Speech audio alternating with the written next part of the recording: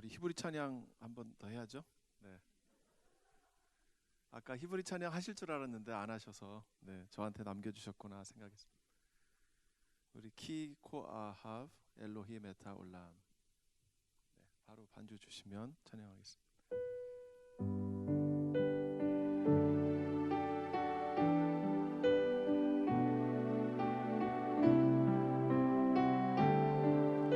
히브리 찬양만 두 번 해보겠습니다.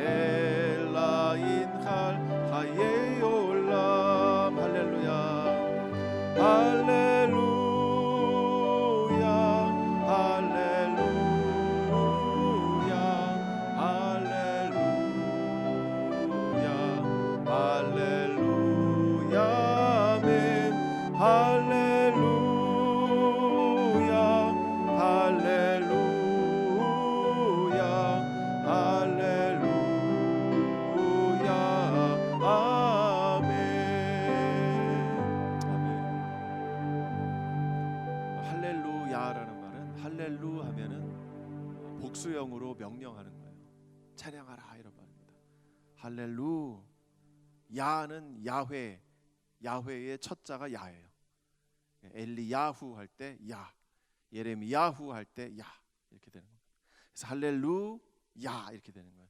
여호와를 찬양하라 이렇게 됩니다. 올 때나 우리 인생에 맡겨준 축복은 하나님을 찬양하는 것입니다. 우리에게 왜 입술을 주셨습니까? 하나님을 찬양하도록. 저는 1999년에 이스라엘에 갔습니다. 아까도 말씀드렸지만 히브리어 하고 싶어서. 이스라엘 땅이 히브리어를 쓰니까. 이스라엘은 AD 132년에 2차 유대 항전 이후로 히브리어를 잃어버렸습니다. 그리고 1890년대에 시오니즘 운동이 일어나면서 다시 히브리어를 되살렸습니다. 근 2000년 만에 그들은 히브리어를 구어로 사용하게 됐습니다. 히브리어의 시작은 구약 성경이죠. 구약 성경은 모두 히브리어로 쓰여져 있습니다. 일부 아람어가 있지만은요. 히브리어를 정말 열심히 공부했습니다. 여러분, 제가 한국말 포함 10개 국어 하는 사람이에요. 반응이 좀 작으시네.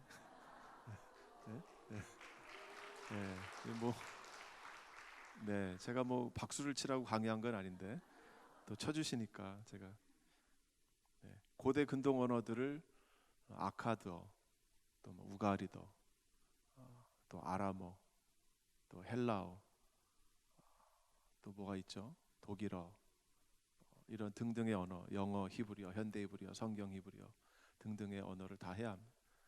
이걸 하면 이제 기본적으로 박사과정에 들어갈 수가 있어요. 왜냐하면 성경은 고대 근동에 기반을 두고 있기 때문에 고대 근동 안에 있는 아시리아, 또 바벨론, 또 이집트, 이런 전체적인 문화를 다 알아야 성경을 제대로 이해할 수 있습니다. 아까도 저하고 함께한 청년에게 제가 얘기했습니다만, 여러분, 예수님 시대의 랍비들보다 우리가 성경을 더 잘 아는 거 아십니까? 그때의 사람들은 성경에 한 번밖에 기록되어 있지 않은 단어들을 모릅니다. 왜냐하면 고대 근동에 대한 지식이 없어요. 실제적인 주전 6세기나 7세기 이런 시대 사람들이 알고 있던 이런 지식들이 페르시아를 지나고 바벨론, 페르시아, 그리고 헬라, 로마를 지나면서 다 고고학으로 파묻혀 버리게 됩니다. 그리고는 그 지식이 전달되질 않았어요. 헬라를 지나 로마를 지나 그 다음 전 중동은 이슬람 지역으로 넘어갑니다. 이슬람이 633년에 전 중동 지역을 다 정복하고 맙니다. 그때 이후로 이스라엘이 들어가는 1948년까지 일부 30년간 영국이 위탁 통치한 그 시기를 빼고는 전부 이슬람이 통치를 하게 됩니다. 그때 이스라엘의 중동에 세워졌던 모든 교회들은 다 무너지게 맙니다. 그때 세워져 있던 구약 성경과 관련된 모든 문화들도 다 땅에 파묻혀 버리고 맙니다. 그래서 고대 지식이 땅에 사장되어 버리고 말았습니다. 영국이 들어오고 프랑스가 들어오면서 고대 근동에 대한 이 발굴을 막 하기 시작을 합니다. 그래서 1900년대 들어서야 비로소 우리가 고대 문명의 세계를 다시 밝게 보는, 그래서 예수님 시대 때보다 우리가 성경을 더 잘하는 거예요. 왜냐하면 예수님 시대 때 랍비들이 성경을 헬라어로 번역을 합니다. 왜냐하면 헬라 말을 쓰는 유대인들이 있기 때문에 그래요. 이집트에 있는 알렉산드리아에 가면 거기는 헬라 말을 쓰는 유대인들이 살았어요. 이 사람들은 구약 히브리어 성경을 모르는 거예요. 히브리어를 몰라요. 그래서 이들에게 헬라어로 된 성경을 전해주기 위해서 헬라어로 성경을 번역을 하게 돼요. 거기다 아람어로 성경을 또 번역을 하게 됩니다. 이런 성경을 번역된 이런 성경들을 보면 구약에 써 있는 히브리어를 모른다는 것을 우리가 알게 됩니다. 왜냐하면 엉뚱하게 해석을 해놨으니까. 그 당시에 성경을 번역할 정도의 그 실력이라면 최고라고 생각할 수 있겠죠. 근데 그 사람들도 모르는 것들을 우리는 안다는 거죠. 그런 걸 배우고 싶었습니다. 그래서 이스라엘에 1999년도 나이 30살에 이스라엘에 들어갔습니다. 정말 열심히 공부했어요. 한쪽 어깨에는 한국 교회를 책임져야 되겠다, 이런 열정, 이 뜨거운 열정을 가지고 갔고, 돌아와서 교수해야지, 이런 야망도 있었습니다. 또 한쪽 어깨에는 그러나 그 반대로 그 짐이 저에게 어깨에 누워져 있었어요. 저는 인천에 있는 낙원제일교회에서 유학생으로 보냄을 받았습니다. 교회에 빚을 지고 있잖아요. 그래서 정말 열심히 공부했습니다. 3년 동안 제가 공부한 그 10개 언어, 물론 10개는 아니죠. 영어, 히브리어, 독일어, 영어, 한국말 이런 것들은 빼고니까 그런 고대 언어들은 다 그 3년 때 공부한 거예요. 한 번 더 놀라주시면, 그 3년 만에 그런 언어들을 다 한 거예요. 거기다 고고학도 공부해야 되죠.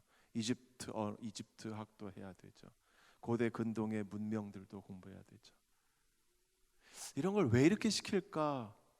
그것을 딱 끝내고 보니까 와, 이젠 거대한 고대 근동의 세계에 제가 발을 들여놨다. 이런 정말 의미심장하면서도 가슴 벅찬 그런 학문의 세계로 제가 들어간 것을 보게 됐습니다. 그러니 밤잠이 오겠습니까? 그렇죠? 제 아내는 1998년 12월에 결혼했고 얼마 안 있어서 아이를 갖게 됐습니다. 임신한 지 몇 개월 안 돼서 이스라엘에 들어갔고 제 아내 뒤에 앉혀놓고 저는 공부만 했어요. 제 아내가 늘 저한테 하는 말이 그거였습니다. 오빠 왜 나랑 결혼했어? 저는 그 말을 이해할 수가 없었어요. 결혼했으면 됐지. 이제 나는 공부해야죠. 야, 우리가 해야 될 일은 공부야. 이게 한국 교회를 위하는 일이야. 가고 단단히 해. 우린 이제 달려갈 길만 남았어. 이거였습니다. 하루는 막 열심히 공부하고 있는데 제 아내가 뒤에서 느낌이 이상해요. 남자들은 가끔 그럴 때 있죠. 느낌 이상해서 뒤를 딱 돌아보니까 침대에 앉아서 눈물 툭툭 흘리고 있어요. 내가 뭐 잘못했나? 그죠? 남자들은 잘못한 줄 잘 모릅니다. 미안해, 왜 그래? 당신이 뭐 잘못했는지 알아? 사실 모르죠. 저는 공부밖에 없으니까. 저는 세계를 품고 한국을 품고 공부밖에 없잖아요. 아이가 태어났는데 그 아이랑 하루에 딱 1시간 놀아줬어요. 왜냐면 해야 될 게 너무 많아요. 아티클을 읽어도 한 번 읽어도 모르고 2번 읽어도 모르고 3번은 읽고 가야 되는데 공부할 시간이 부족하니까 가정도 뒤로 하고 공부만 했습니다. 3년간 공부를 하고 그리고는 마지막으로 고고학 페이퍼를 학교에 제출하고 정말 느긋한 마음에 학교의 히브리 대학교 안에 있는 구내식당에서 점심 식사를 하고 있었습니다. 그때 저까지 세 명이 같이 식사를 했습니다. 같이 막 이야기를 나누다가 제 느낌에는 왼쪽에 앉아있던 한 전사님이 제 여기를 빡 하고 때리는 거예요. 그래서 한 대 얻어맞고는 옆으로 쓰러졌다가 쓰러지면서 딱 일어나서 왜 저를 때립니까? 라고 딱 얘기하려고 하는데 사람이 없어요. 같이 식사한 두 사람이 사라진 거예요. 이거 뭐지? 하는데 제 안경은 이미, 제가 원래 안경 썼습니다. 지금 라섹해서 이래요. 안경은 날아가고 고막은 웡웡웡웡 소리가 나고 코의 냄새는 화약 냄새가 나고, 아니 이게 뭐지? 하고 생각하는데 폭탄이 터졌습니다.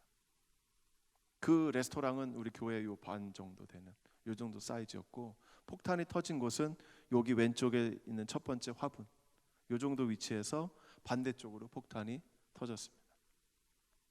저는 그때 날이 워낙 더워서 반팔에 반바지를 입었어요. 그리고는 얼떨결에 어이구 아버지, 이게 폭탄 테러네요. 여러분, 그 당시 2000년부터 2002년, 2003년까지 정말 많은 폭탄이 터졌습니다. 하루에 4건씩 터진 날도 있었어요. 한 달 총리 홈페이지에 가보면, 이스라엘 총리 홈페이지에 가보면 지금까지 일어난 모든 역대 테러 목록이 다 있습니다. 거기에 2002년 7월 달을 제가 들어가 봤어요. 그랬더니 1일부터 31일까지 폐곡하게 그 테러가 일어났습니다. 저희 테러에 8명이 죽고 90명 이상이 다쳤습니다. 근데 정말 감사한 거는 이 폭탄이 저쪽 방향을 향했습니다. 저쪽에는 미국에서 온 친구들이 잔뜩 앉아 있었어요. 젊은이들. 그래서 8명 중에 5명이 미국에서 온 친구고 유대인이고 3명이 외국인이 죽었습니다. 폭탄이 터졌고 저쪽으로 터졌고 저쪽에 앉은 사람들이 다 현장에서 즉사하고 말았습니다. 한 자매는 그 옆에 식당 밖을 지나가다가 폭탄이 터지면서 밖에 전면 유리가 있잖아요, 식당에. 그 유리가 펑 하고 날아가면서 그 자매의 얼굴을 완전히 포를 탁 떴어요.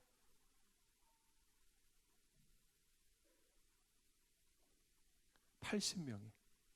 거기다가 식당은 촘촘하게 벽으로 돼 있잖아요. 이 안에 들어있는 것이 못조가리, 쇠조가리. 폭탄이 어디서 튀어서 어디로 못조가리가 날아가는지 모르죠. 저는 얼떨결에 딱 보니까 왼쪽 팔 반팔에 불이 붙은 거예요. 여러분, 반팔에 불 붙은 거 경험해 보신 분 계세요? 그래서 이쪽 손으로 막 끌려고 하는데 이게 안 꺼져요. 그래서 옷을 벗어서 던지고 또 폭발이 일어날까 봐 밖으로 달려나왔어요. 달려나오니까 긴 장의자, 공원 벤치 의자가 있는 거예요. 거기 딱 앉았습니다. 앉아있는데 기운이 없어요. 그래서 오른쪽에 팔을 베고 누워서 이 손을 딱 봤는데 손이 그냥 피도 나고 검게 타고 얼룩덜룩 된 거예요. 아이고, 이 손 가지고 어떻게 사나 이러고 있는데 한 히브리대 학생이 오더니 저에게 말을 거는 겁니다. 너 이름이 뭐냐, 어디서 왔냐. 눈을 잠깐 감으니까 얼굴을 툭툭 치면서 눈 감지 말라고. 그러더니 학생들이 갑자기 그 장의자, 쇠로 된 장의자를 쫙 들더니 막 뛰는 거예요. 저는 그때 떨어져 죽는 줄 알았어요. 별로 안 웃기세요? 그래서 이 다친 손으로 의자를 꽉 잡고 가니까 앰뷸런스에 저를 집어넣고, 앰뷸런스를 타니까 이 종교인이 앉아 있습니다. 여러분, 종교인 아시죠? 머리에 검은색 키파를 쓰고 옆에 가해 머리를 둥글게 깎지 말라는 구약 성경 말씀 따라서 가해 머리를 둥글게 하고, 그리고 구렛나루를 길게 기르고 검은색 바지에 하얀색 웃두리를 입고 옆에는 실을 달고 있습니다. 이걸 찌릿이라고 하죠. 해보세요. 찌릿. 찌릿이라고 하는 이 실이 달려 있습니다. 이 사람이 딱 앉아 있는 거예요. 나중에 생각해 보니까 이 사람은 피를 정결케 하는 그 허가를 받은 사람이에요. 테러가 나면 사람들의 몸, 머리카락, 피가 사방에 막 튀죠. 그죠? 여러분, 구약 성경에 피는 생명이 있다고 그랬죠. 피는 반드시 성전에 가서, 성소에 가서 번제단에 뿌려야만 짐승을 잡을 수가 있습니다. 그죠? 신명기 법에 따르면 중앙성소를 두었던 신명기서에 가게 되면 지방에서 중앙성소 예루살렘이 너무 머니까, 예루살렘까지 가기 힘드니까 너네들은 지방에서는 땅을 파고 거기에 피를 쏟고 흙으로 덮어라, 이렇게 했습니다. 어쨌든 흙은, 피는 다 처리를 해서 없애야 되는 거예요. 사람의 피가, 사람의 살점이 묻어 있으면 이건 부정하다는 거죠. 그래서 그것을 교육받은 사람들이 있다는 겁니다. 이 사람들이 자원봉사자예요. 그런 법인이 있고, 법인에서 이 사람들을 자원봉사 받아서 그걸 일일이 다 하는 겁니다. 테러가 일어난 지역에 이 사람들이 급파돼요. 그래서 머리카락 하나까지 다 찾아냅니다. 살점 하나까지 다 찾아내요. 그걸 다 청소하고 물로 다 청소해서 깨끗하게 닦아냅니다. 그렇게 해야 되는 거예요. 이게 유대인들이 말하는 정결법이라는 겁니다. 그래서 이 사람이 여기 타고 있는 거예요. 그리고는 이제 앰뷸런스를 막 가는데 왼쪽 허파가 쉬어지지 않는 거예요. 숨이 안 들어갑니다. 그래서 배로 쉬면서 나 여기 허파가 안 된다, 그렇게 얘기하니까 산소호흡기를 껴주고, 그리고는 그 먼 길을 금방 갔어요. 병원에 도착하자마자 저를 내리더니 막 달려가더니 수술실 불이 막 이렇게 보이더니 제 반지, 결혼 반지를 막 빼려고 하는데 이게 안 빠져요. 이 몸이 다 불었으니까, 화상으로 불었으니까. 여러분 여기 보세요. 여기 제 손. 여기가 깨끗하죠? 여기 시계 자국입니다. 시계가 있는 데는 안 탄 거예요. 여기 결혼 반지 있는 데도 안 탔어요. 그러니까 화상이 확 나오면서 순간 0.1초도 안 되는 그 열로 화상을 입은 거예요. 반팔 반바지, 맨발에 샌들 신어서 샌들 모양으로 그대로 탔어요. 기가 막혀요. 제 눈썹 다 새로 났습니다. 심지어는 제 손톱조차도 새로 났어요. 그럼 병원에 가서 의사들에게 맡기고 이제는 자도 되겠다. 그리고 눈을 다 감았습니다. 그리고 나서 눈을 탁 떴어요. 여기서 퀴즈를 내야 되는데 목사님이 아까 말씀하셨습니다. 제가 며칠 만에 떴게요. 이게 퀴즈거든요. 제가 며칠 만에 떴다고요? 26일 만에 떴습니다. 26일 만에 눈을 딱 뜬 거예요. 저는 한 2, 3일 된 줄 알았습니다. 제 아내가 옆에 앉아 있더라고요. 제 아내에게 며칠 됐어? 라고 물으니까 못 알아들어요. 왜냐하면 목에 호수를 박아놔서 이것이 목을 상처를 내서 기계 소리가 난대요. 며칠 됐어? 그러니까 26일 됐대요. 저도 정말 놀랐어요. 듣고 보니까 의사들이 몰핀을 아예 병채로 달아서 재운 거예요. 저는 그동안 공중에 매어 달려 있었습니다. 휴거된 줄 알았어요.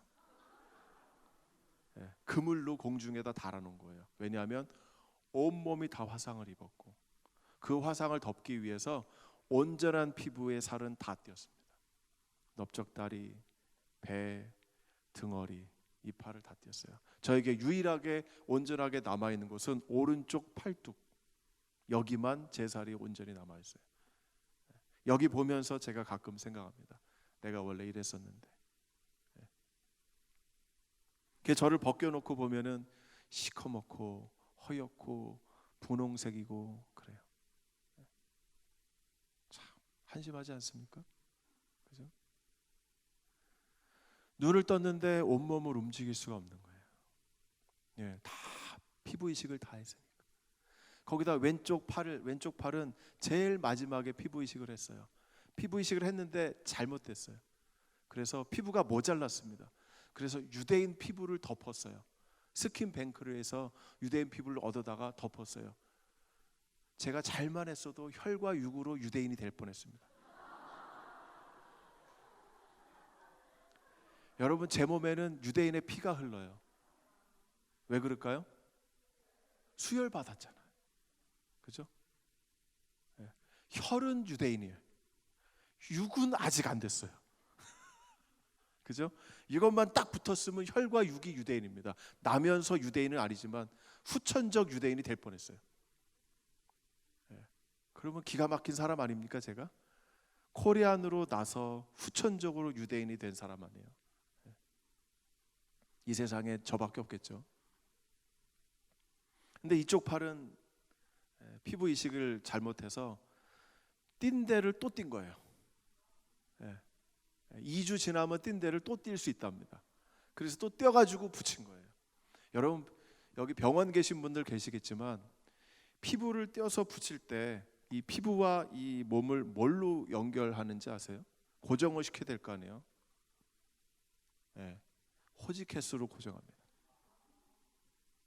이쪽 팔에 호지캐스가 250개 박았어요. 네, 제가 잠든 사이에 박은 거니까 저는 모릅니다만 이제 피부 이식이 완전하게 되고 호지캐스를 다 빼야 되잖아요, 그죠? 이쪽 팔은 다 뺀 후에 정신이 돌아왔는데 이쪽 팔은 빼기 전에 돌아왔습니다. 토토라는 할머니가 있어요. 머리가 빨강색 머리 염색을 한 70대 할머니가 간호사예요. 팔을 털털털털 떨면서 기다란 집게를 갖고 와서는 제 이 팔에 있는 호지캐스를 빼겠다는 거예요.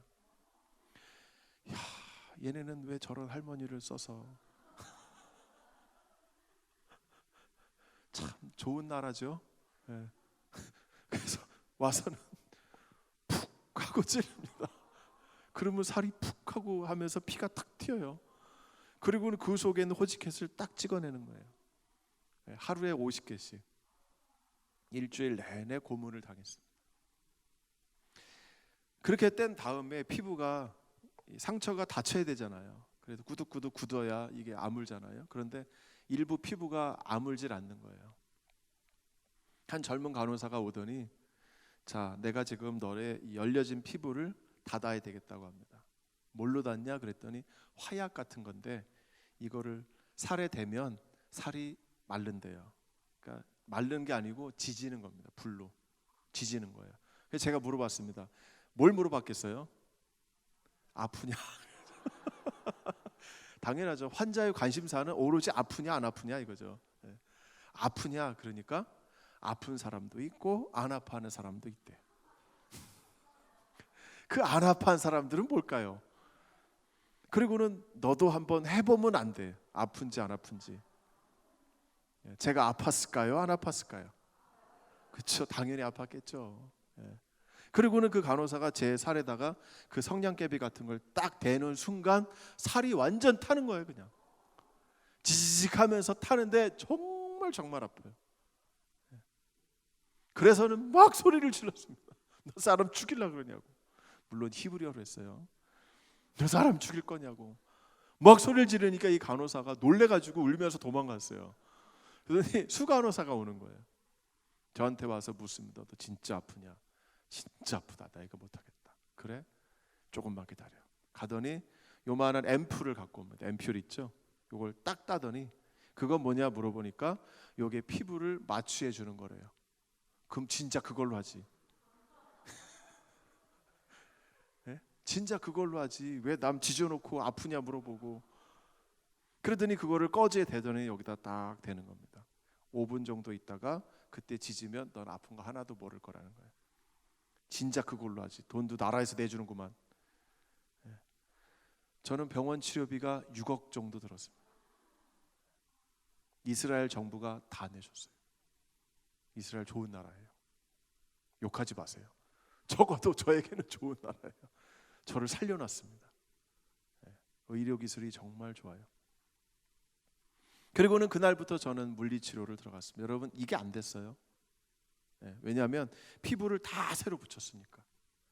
피부를 그때 기억으로 보니까 여기가 다리미질한 것 같아요. 깨끗해.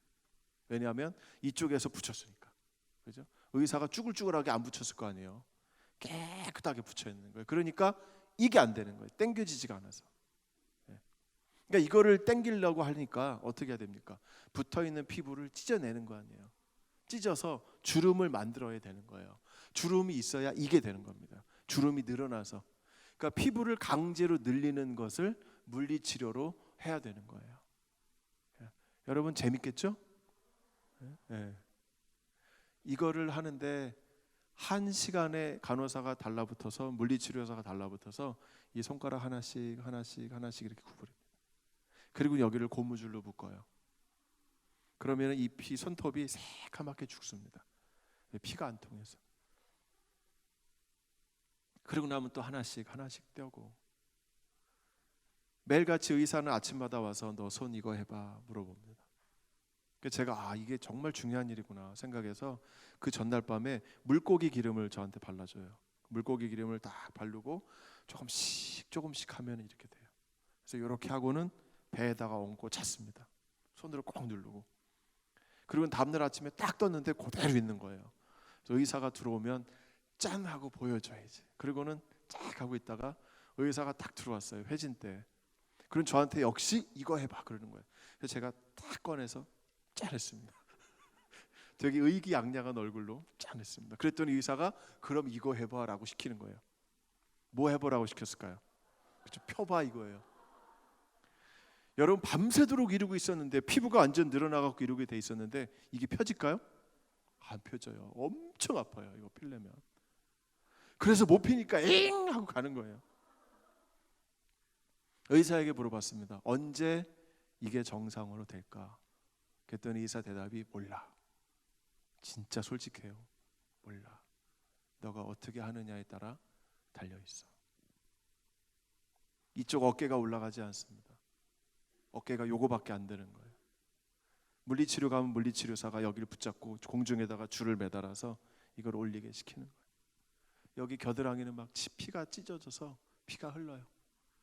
근데 물리치료사가 하는 말이 저의 기억에 지금도 남습니다. 너 참아야 된다. 너 참아야 된다. 너 지금 안 하면 평생 그러고 산다. 그리고 1mm씩 하자. 한 번에 1mm씩. 1mm씩. 한 번에 1mm씩. 1mm씩. 여러분 하나님 나라 훈련도 그런 것 같아요. 그죠? 네. 여러분의 결심이 크지만 그러나 1mm씩 하면은 되지 않습니까? 그죠? 네, 여러분 그렇게 훈련하세요. 1mm씩 하니까 이게 어느샌가 여기 와 있는 거예요. 10분 하니까 여기 와 있는 거예요. 아멘. 그죠? 네. 시작은 작습니다. 내가 할 수 있는 거는 작아요. 그러나 이것을 내가 반복해서 하다 보면 이것이 어느샌가 이만큼 가 있는 거예요. 그래 지금 다 되잖아요. 그죠? 버스도 잡아요. 제 아들하고 축구를 하다가 축구장 골대가 있는데 낮아요. 그래서 무심코 작년 일입니다. 무심코 제가 양쪽 손을 잡고 턱걸이를 하고 싶은 생각이 들었습니다. 그래서 턱걸이를 하다가 억 하고는 놀랐어요. 왜냐하면 2002년 7월 31일 이후로 제가 이쪽 팔로 제 몸을 들어본 적이 한 번도 없어요. 근데 제가 매달린 거 아니에요. 잊어버린 거예요. 16년을 한 번도 이것으로 철봉에 매달린 적이 없는데 무심코 매달린 거예요. 으악 하면서 겨드랑이 쪽이 쭉 드러나는 거예요. 한 군데 장애가 오게 되면 이것을 안 쓰게 됩니다. 그래서 내가 예전에 했던 일을 잊어버리게 돼요. 여러분 신앙이 이렇게 장애가 있지 않기를 바랍니다. 한쪽에 장애가 있으면 그걸 안 쓰게 되고 덮어버리게 돼요. 그러면 그것은 내 인생에 없는 영역이 됩니다. 굉장히 무서워요. 이제 중환자실에 있다가 입원실로 내려왔습니다. 혼자 앉지도 못해요. 화장실 갈 때도 누군가 둘이 들어서 바퀴 달린 의자에 얹어주면 가운데 구멍이 뚫려 있습니다. 화장실 가서 응가하고 와야 돼요. 며칠을 자는데 이제는 화상의 아픔이 본격적으로 저에게 다가옵니다. 여러분 화상하면은 제일 뭐가 아프죠? 화닥거리는 거죠. 화닥거리는 거. 온 몸의 열이 손등으로 화닥거리기 시작합니다. 밤에 잘 때마다 화닥거려요. 잠을 잘 수가 없어요. 제 아내가 옆에 누워 있길래 제 아내 이름이 한나입니다. 한나야 물수건으로 내 손 좀 얹어줘라. 그럼 물수건으로 손을 이렇게 얹어주죠. 그럼 이게 또 1분 지나면 너무 차가워. 턱 하고 치는 거예요. 그럼 제가 이걸 떨어진 걸 다시 올리면 되잖아요. 이걸 못 올리는 거예요. 이러고 움직이지 못하니까. 그럼 또 한나야 이거 좀 올려줘 하는 거예요. 이것을 일주일째 하다 보니까 제가 환장하고 미치겠어요. 잠도 못 자죠. 정신적으로는 힘들죠. 먹는 것도 한 숟가락 먹으면 끝 하는 거예요. 제 아내한테 물어보니까 오빠는 배 수술을 받았는데 배 위를 잘라낸 것 같대요. 위하고 장을 절제해냈습니다. 왜? 파편이 박혀서. 50% 화상. 거기다가 왼쪽 겨드랑이에는 30cm 나무가 날라와서 박혔어요. 갈비뼈 3개를 부러뜨리고 허파를 쳤습니다. 지금도 그 생각하면 소름 끼쳐요. 얘가 제대로 들어가서 심장을 쳤으면 그냥 지금 여러분 앞에 서 있지 못하는. 감사하게도 뼈를 치고 그 힘이 약해지고 허파를 쳐서 왼쪽 이쪽에는 아직도 움푹 파여 있는 상처가 있어요. 그리고는 배에도 파편이 박혔고, 나중에 경찰서에 가서 제 지갑을 받아왔는데 지갑에 쇳조가리가 박혀 있는 거예요. 제 엉덩이에다가 넣은 지갑에. 아이고, 이놈이 다 살렸네. 그 지갑 지금도 갖고 있습니다. 제가 갖고 있는 안경을 보면 완전 시커매요. 불에다 넣었다 뺀 것 같아요. 안경이 시커멓게 그을려 있습니다. 너무 여기가 아파서 의사가 아침에 회진하러 왔을 때 의사에게 얘기했습니다. 나 여기 너무 아파. 너무 아파. 나 좀 어떻게 좀 도와줘라. 그랬더니 의사가 알았어. 내 정신과 의사를 보낼게. 웬 정신과 의사? 나 멀쩡한데? 그리고 물리치료를 갔다 오니까 정신과 의사가 앞에 앉아 있는 거예요.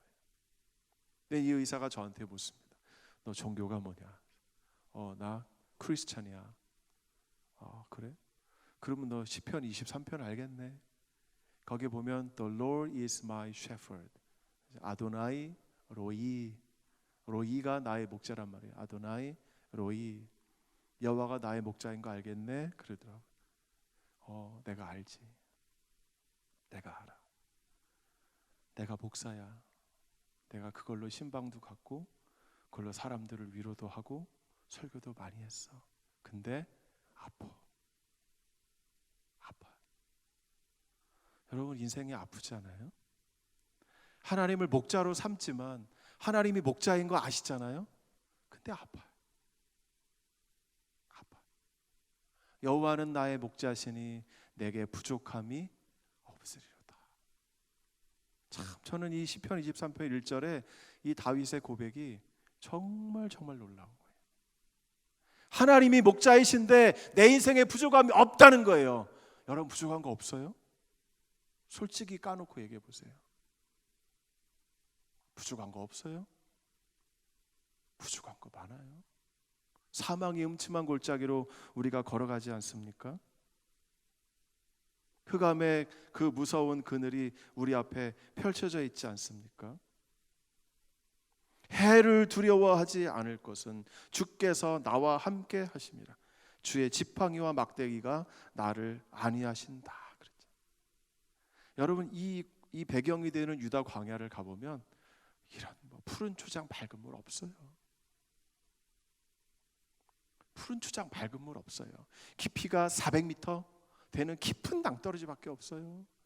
여름에 가면 풀 한 포기도 없습니다. 누란색밖에 없어요. 겨울에 가야 녹색으로 풀이 10cm 정도만 자라요. 여러분, 그림 엽서에 나오는 동그랗게 생긴 이런 아름다운 양들이 탁 누워 있고 이런 거, 그런 거 없어요. 23편 1절 2절에 나오는 그가 나를 푸른 풀밭에 누이시고 쉴 만한 물가로 인도하시는도다. 현실과 다른 이상의 세계를 말합니다. 하나님이 목자라면 나를 이렇게 해주실 거라는 거예요. 맞죠? 맞아요. 그런데 4절에 가면 그의 현실이 등장합니다. 왜 다윗이 내게 부족함이 없으리로다라고 말했을까요? 왜 부족하다라는 단어를 쓰고 없다라는 것으로 부정을 했을까요? 부족한 게 많다는 거예요. 부족한 게 많다는 거예요. 자기는 늘 사망의 음침한 골짜기로 걸어 다닌다는 거예요. 사망의 음침한 골짜기가 무엇입니까? 그 50m에서 400m 되는 그 깊은 골짜기를 말해요. 양들은 그 옆을 걸어갑니다. 그 옆을 걸어가요. 발 한 번 잘못 디디면 아래로 굴러 떨어지는 거예요. 그 아래는 겨울이 되면 폭홍수같이 물이 막 지나가는 그런 골짜기예요. 그런데도 이 양은 그 해를 두려워하지 않는다는 거예요. 왜? 주의 지팡이와 막대기가 있으니까. 주의 지팡이와 막대기가 있으니까. 뒤에서 자기를 구해주고 건져주는 주님이 계시다는 걸 그는 안다는 겁니다. 여러분, 왜 주님이 목자인데 왜 우리가 어려운 길을 걸어갑니까? 그래서 여기서 양과 목자의 위치를 우리가 살펴보는 거예요. 제가 이 시편 23편과 관련된 양과 목자의 그림을 고대 근동에 나와 있는 비문을 쫙 뒤져봤어요. 심볼리즘에 관한 책이 있습니다. 그 책을 뒤져보니까 양이 앞에 가고 목자가 뒤에 가는 그림이 있는 거예요. 양이 앞에 가고 목자가 뒤에 가는 거예요. 여러분, 양이 앞에 간다고 생각해 보세요. 여러분들이 앞에 걸어가는 겁니다. 목자가 뒤에 있어요. 그럼 여러분 앞으로 가겠죠? 가는 거예요. 네. 그러면 해가 있겠죠? 두려움이 있겠죠? 어둠이 있겠죠? 가는 거예요. 그런데 이 양은 그 길을 걸어가요. 왜? 무슨 믿음으로 걸어갑니까? 목자가 뒤에 있으니까. 내 삶을 지켜주는 목자가 내 뒤에 있는 걸 이 양은 경험적으로 아니까 그는 걸어가는 거예요.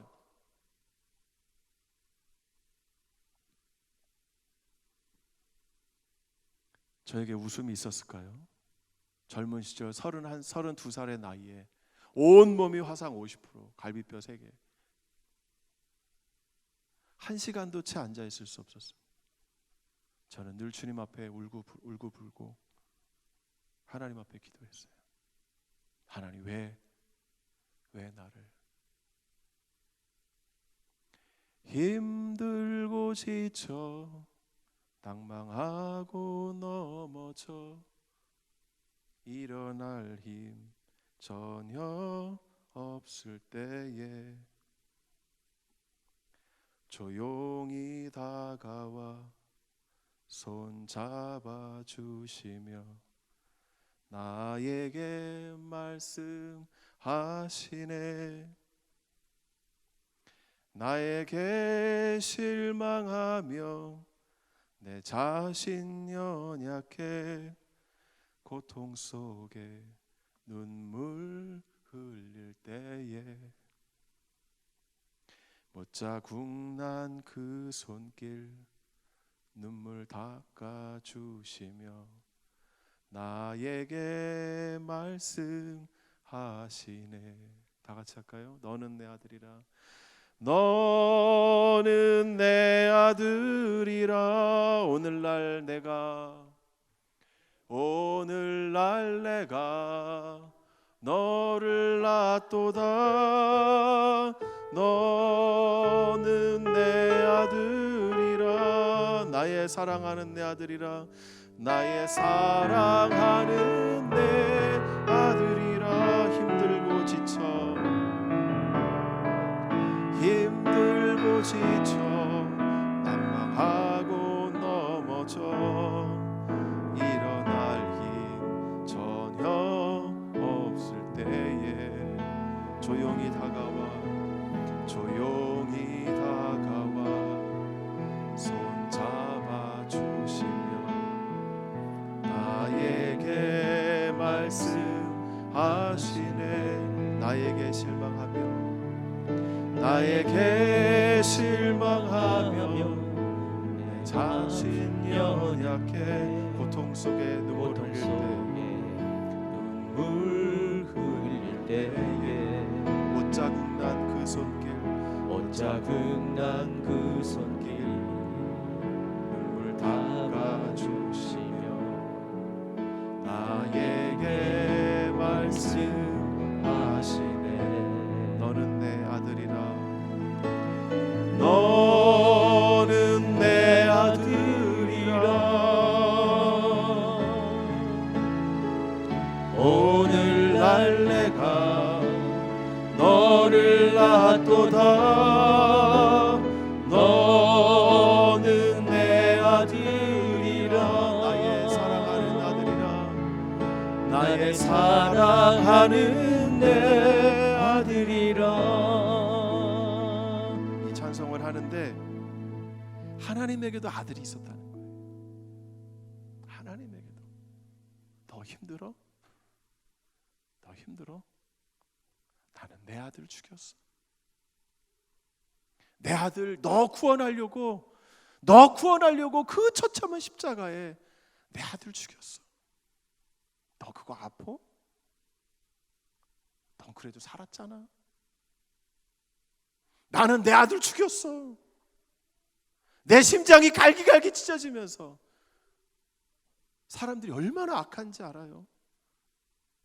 그 십자가에 그 매달려서 그 죽는 그것만으로도 부족해서 사람들은 손가락질하면서 조롱까지 해요. 사람이 그렇게 악한 거예요. 여러분도 예수 믿기 전에 그렇게 조롱하지 않았습니까? 제가 재수하다가 의대 가려고 시험 보다가 떨어져서 재수하다가 폐기용 걸려서 병원에 입원했는데 기도하던 중에 갑자기 하나님이 그 십자가를 보여주시는 거예요. 예수 그리스도가 십자가에 매달려 있고 거기에 수많은 사람들이 손가락질하는 거예요. 근데 제가 거기 서서 저도 손가락질하더라고요. 내가 그렇게 악한 사람이었구나. 내가 그렇게 악한 사람이었구나. 그래서 그때 눈물이 나오더라고요. 주님, 제가 그렇게 악한 사람이었습니다. 너 힘들고 어렵지? 그러나 나는 내 아들을 죽였어. 그러나 걱정하지 마. 너 내 아들이야. 우리 한번 따라합시다. 나는 하나님의 아들이다. 예, 그거 하나 하면 되잖아요. 그죠? 그거 말고 뭐가 더 필요합니까? 나는 하나님의 아들이다. 나는 하나님의 딸이다. 제 피부가 엉망이 되고 제 갈비뼈가 다 부러지고 제가 일어날 힘이 없어서 앉아있기조차 힘든 그 상황이지만 그런데 하나님이 그 말씀을 주시는 거예요. 너는 내 아들이다. 그러니까 제가 웃게 되더라고요. 너 다칠 때 내가 더 같이 있었어. 내가 다칠 때 내 심장이 찢어졌어. 내가 아플 때 나도 같이 아파서 울었어. 어떤 분이 한국에서 기도하시는데 제 침상 위에 예수님께서 이렇게 안고 계시는 그림을 보여줬다는 거예요. 이게 한두 사람이 아닌 거예요. 그리고는 얘기하는 거예요. 예수님이 장 목사 살리신데 걱정하지 마세요. 이스라엘에서는 바이러스가 침투해가지고 4번 걸쳐서 죽는다고 의사가 마음의 준비하라고 제 아내한테 그랬다는 거예요. 그런데 한국에서 기도하는 분들은 다 하시는 말씀이 예수님이 뒤에서 안고 있어. 예수님이 지키신대 그러는 거예요.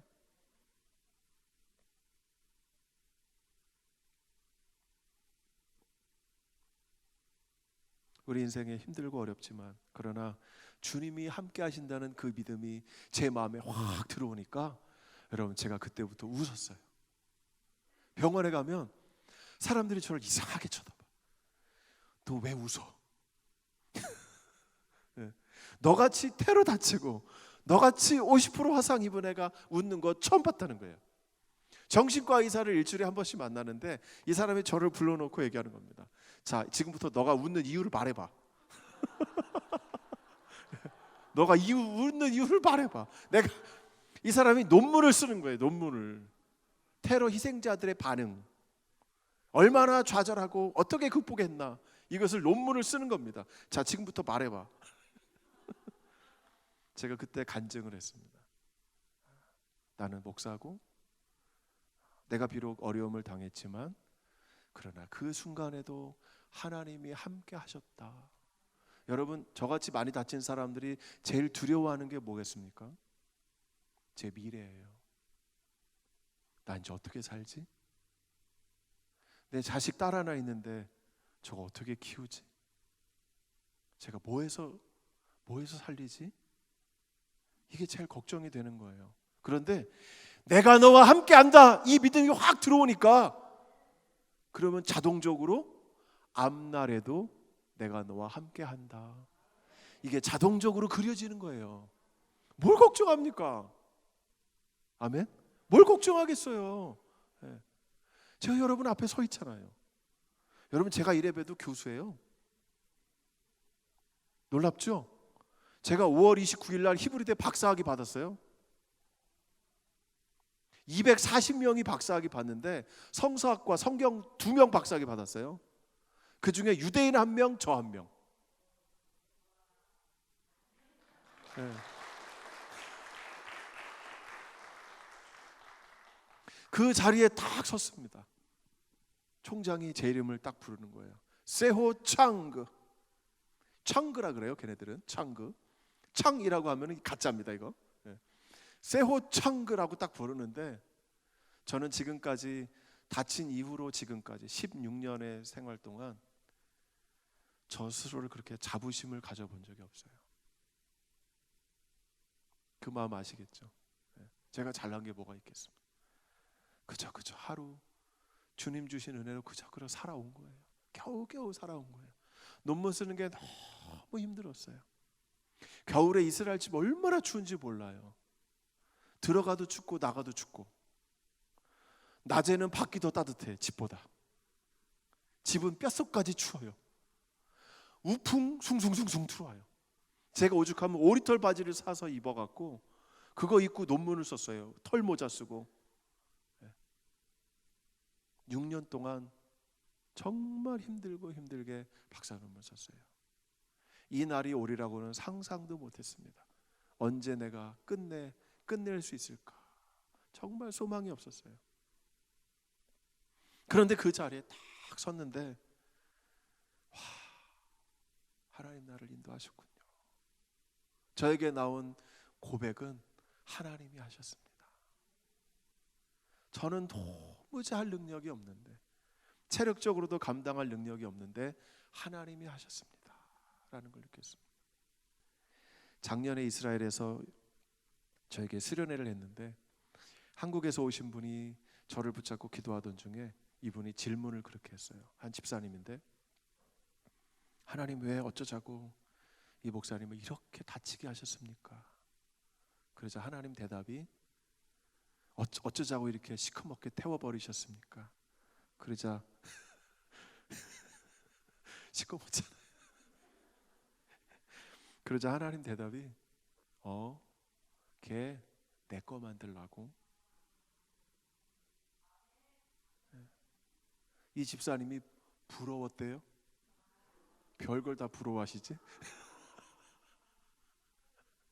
그게 부러웠대요.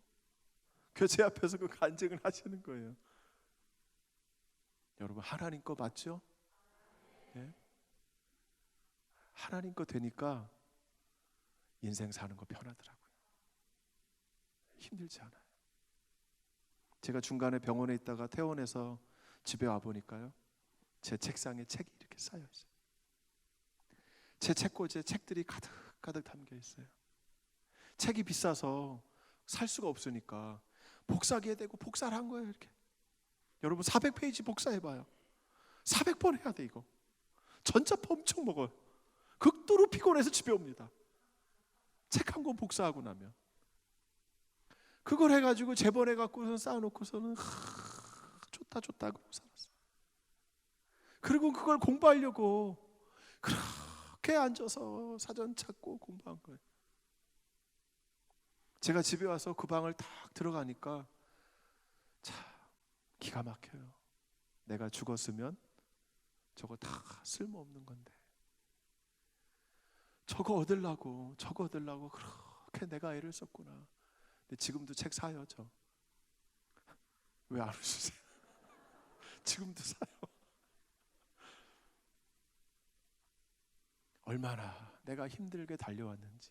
여러분, 제 생애에 가장 행복했던 순간을 대라고 하면 그 순간을 댈 거예요. 내가 아무것도 할 수 없었던 그 순간. 내 손가락도 구부러지지 않아서 볼펜도 쥘 수가 없고, 여러분, 볼펜도 못 줘요. 안 구부러지니까. 컴퓨터 치는 거밖에 안 돼요. 거기다가 1시간도 못 앉아 있었죠. 할 수 있는 게 아무것도 없더라고요. 근데 그때 하나님이 나에게 너는 내 아들이다 마음 주시고 난 뒤에 제 마음이 얼마나 즐거웠는지 몰라요. 왜 그런지 아세요? 할 수 있는 게 없잖아. 한국교회를 위해서 내가 뭘 하겠어요? 공부? 뭘 하겠어요 제가? 할 수 있는 게 없잖아요. 그렇게 제 마음이 편하고 랄라룰루였어요. 그때가 다시 오면 좋겠어요. 다시 오면 안 되죠. 다시 오면 안 되는데, 그렇다는 거예요. 내가 내 짐을 질 때 내 십자가는 가벼우니, 내 짐은 가벼우니 내게 오라. 여러분, 내가 지금까지 짐을 지고 신학의 길을 가겠다, 교수가 되겠다, 한국교회를 살리겠다는 그 짐을 지고 얼마나 무거운 짐을 졌겠습니까? 그래서 지금 이스라엘에 계속 남아 있습니다. 내가 너를 시온의 기초석으로 심어놓으라. 이 말씀을 작년 여름에 주셨어요. 그래서 저는 화성교회에서는 들어와서 한국에 와서 교수해라 그러시는데 저는 이스라엘에 뼈를 붓겠습니다 그랬어요. 하나님이 나가라는 사인 안 주시면 저는 안 나갑니다. 그리고 하나님께 기도했습니다. 하나님, 제가 이스라엘에서 무엇을 할 수 있을까요? 그때 하나님이 주신 마음이 너는 그냥 이스라엘에 있어라. 뭘 하려고 하지 마라. 사람들은 하려고 그래요. 사람들은 하려는 본성이 있어. 일하려고 태어났나 봐. 네? 이상해요. 안 하면 불안한가 봐. 여러분, 하나님이 사람을 며칠째 창조하셨습니까? 6일째 창조하셨죠? 그 다음 사람이 창조되고 하룻밤 자고 일어났어. 무슨 날이에요? 안식일이에요. 안식해야 되는 거예요. 사람은 제일 먼저 안식하는 법을 배우는 게 그게 하나님이 하심, 하나님의 주권을 인정하는 행위인 줄 믿으시기 바랍니다. 그 안식일 날 뭐예요? 하나님을 찬양하는 거죠. 하나님이 이스라엘에서 제가 무엇을 할까요? 그럴 때 너는 그냥 이스라엘에서 나만 예배해라. 아무도 예배하지 않는 그곳에서 어떻게 시작하죠? 아무도 예배하지 않는 그곳에서 주를 예배하리라. 아무도 찬양하지 않는 그곳에서 나 주를 찬양하리라. 안 나오셔도 돼요. 끝났습니다.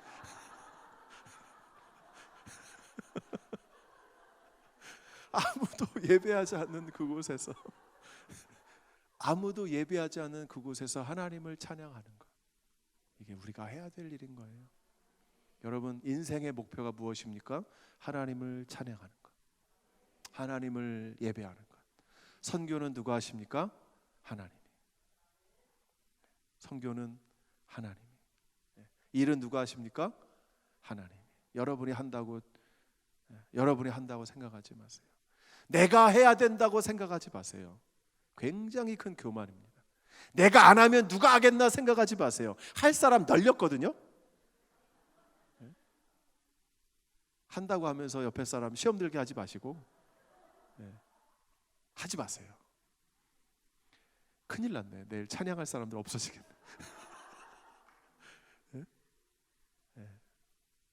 하나님을 예배하는 것, 이것이 내가 할 일이다라는 거예요. 그러나 내가 하나님을 찬양할 때 하나님은 문을 여실 줄 믿습니다. 여리고성을 어떻게 무너뜨리셨어요? 소리 지르면 무너지는 거예요. 벽돌을 팠습니까? 내가 칼을 들고 싸웠습니까? 하나님의 전쟁입니다. 여러분, 그걸 믿으시기 바랍니다. 그래서 저는 이스라엘에 살아가는 거예요. 하나님이 영주권을 주셨어요. 저는 이스라엘 사람이에요. 공항에 입국할 때 이스라엘리 줄로 들어갑니다. 저 그런 사람이에요. 그러자 옆에 서 있는 유대인이 저보고, 야, 너는 저기 포리너 줄로 가야지, 절로 가, 그러는 거예요. 이스라엘에 절이 없거든요. 근데 자꾸 절로 가려는 거예요. 시원하시죠? 저하고 김규호 목사님하고 코드가 맞아요.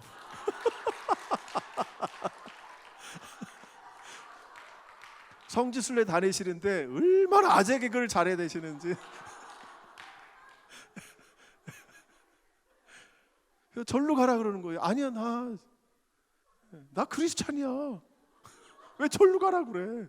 그러면서 제가 신분증을 딱 보여줬습니다. 그랬더니 이 사람이